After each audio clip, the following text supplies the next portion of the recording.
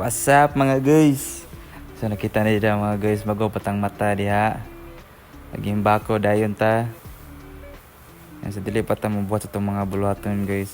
Di na to kalimtan na magampo. Pasalamat ta sa Ginoo nga gipamata pa ta niya karong adlaw. So nagampo ko diha. And then ayon natinga mo diha sig nanginuktok pa ko diha mga guys. And then maginuktok gamay, hipos din ta sa atong mga gihigdaan diha guys. Kay uman atong mama diha para mo hipos atong higdanan. Nagdali-dali ko gihipos ana. Fast forward.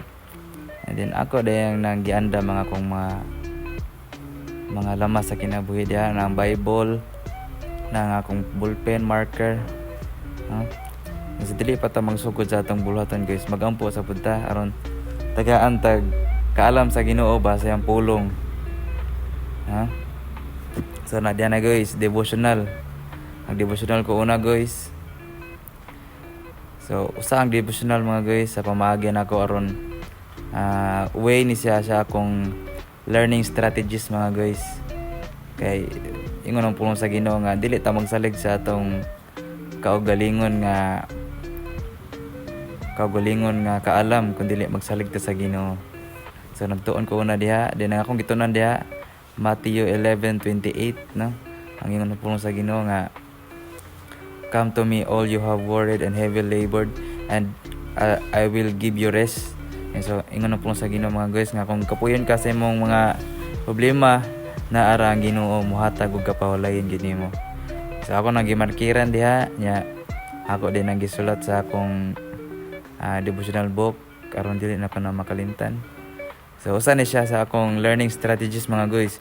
Tungod kay ang kaalam ug ang kahibalo or sa English pa knowledge and wisdom nagikan ra gina sa Ginoo.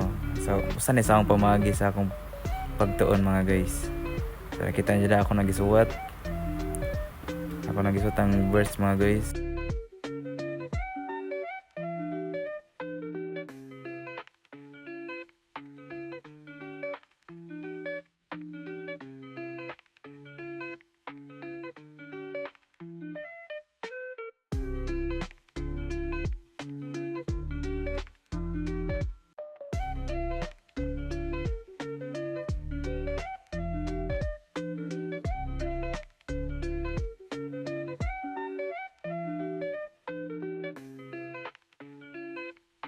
So kamo po diha mga guys kung I encourage ta mo nga mobasa po mong Biblia mga guys kay aron tagaan po tagkaalam sa Ginoo ba. So mo na ninyong buhaton aron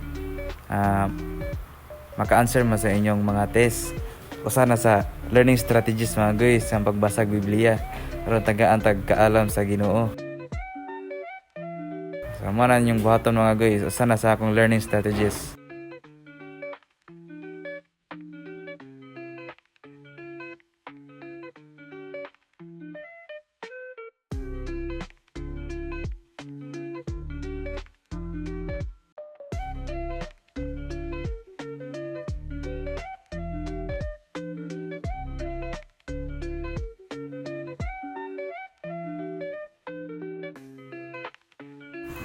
So ani mga guys, nagsugod na kog tuon na ni mga guys.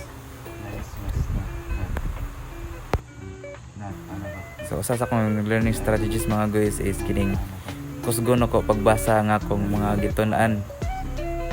Kay aron mas masud sa akong utok mga guys. Usa ni sa akong learning strategies ay basahon ako kusog nga akong mga notes aron sabdan ginako kung unsa ang gipasabot ana.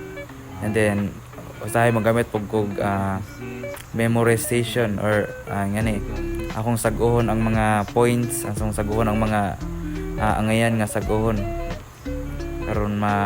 aron masabtan ako or aron dili na ko makalimtan ang mga akong gitun-an.